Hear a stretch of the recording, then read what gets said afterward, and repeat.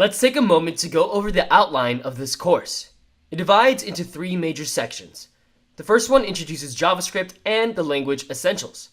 Second comes an introduction to ES6 and will overview the fundamental concepts within this topic. Then comes a more in-depth exploration of ES6, including more advanced topics that will really deepen your ES6 knowledge. Now, don't worry if you haven't programmed much before. Starting from the beginning of this course will get you prepared for web development with JavaScript from scratch, meaning you'll learn JS itself before diving into ES6, so you'll have all the basics of programming in this language covered. If you already have experience with JS though, go ahead and jump into the ES6 Essentials section to start elevating your knowledge with the language.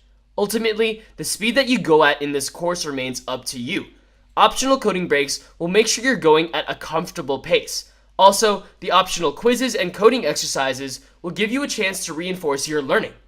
Alright, so that covers the outline of this course, so let's get set up and ready to code.